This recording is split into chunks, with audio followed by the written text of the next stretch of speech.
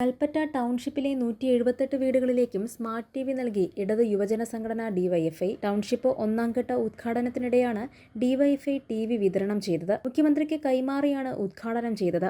സംസ്ഥാന president V K സനോജും secretary V വസീഫും വിതരണത്തിന് നേതൃത്വം നൽകി. നേരത്തെ ടൗൺഷിപ്പ് നിർമ്മാണത്തിനായി 20 കോടി രൂപ ഡിവൈഎഫ്ഐ മുഖ്യമന്ത്രിയുടെ ദുരിതാശ്വാസ നിധിയിലേക്ക് സംഭാവന നൽകിയിരുന്നു. ആക്രി പെറുക്കി വിറ്റും കൂലിപ്പണി ചെയ്തും ചായ വിറ്റും തട്ടുകട നടത്തിയും അവർ 100 വീടുകൾക്കുള്ള 20 കോടി രൂപ സമാഹരിച്ചു നൽകി. ഇന്ന് 178 വീടുകളിലേക്കും അവർ ഓരോ ടി വി വാങ്ങി നൽകി. മുൻകാല പ്രവർത്തകൻ എന്ന നിലയിൽ അഭിമാനമാണെന്നും മന്ത്രി പി എ മുഹമ്മദ് റിയാസ് ഇതിനോടകം ഫേസ്ബുക്കിൽ കുറിച്ചു. ടൗൺഷിപ്പിൽ ആദ്യഘട്ടത്തിൽ നിർമ്മാണം പൂർത്തിയായ 178 വീടുകളുടെ കൈമാറ്റവും പട്ടയ വിതരണവും മുഖ്യമന്ത്രി പിണറായി വിജയൻ നിർവഹിച്ചു. അടുത്ത മഴയ്ക്ക് മുൻപ് ഉരുൾപൊട്ടൽ ദുരന്തബാധിതരായ എല്ലാവർക്കും വീട് കൈമാറുമെന്ന് മുഖ്യമന്ത്രി പിണറായി വിജയൻ പറഞ്ഞു. ഇനിയുള്ള ദുരന്തബാധിതർക്ക് കുറച്ച് മാസങ്ങൾക്കുള്ളിൽ വീട് ലഭ്യമാക്കും. സമൂഹത്തിലെ നിരവധി ആളുകൾ ദുരന്തബാധിതരെ സഹായിക്കാൻ സന്നദ്ധരായെന്നും സഹായം വാഗ്ദാനം ചെയ്ത പലരും വാക്ക് നിറവേറ്റിയെന്നും മുഖ്യമന്ത്രി പറഞ്ഞു. ഉദ്ഘാടനത്തിന് മുൻപായി ടൗൺഷിപ്പിലെ നിർമ്മാണം പൂർത്തിയായ വീട് മുഖ്യമന്ത്രി സന്ദർശിക്കുകയും ചെയ്തു. ഉദ്ഘാടന പ്രസംഗത്തിന് ശേഷമാണ് ദുരന്തബാധിതർക്ക് പട്ടയം മുഖ്യമന്ത്രി വിതരണം ചെയ്തത്.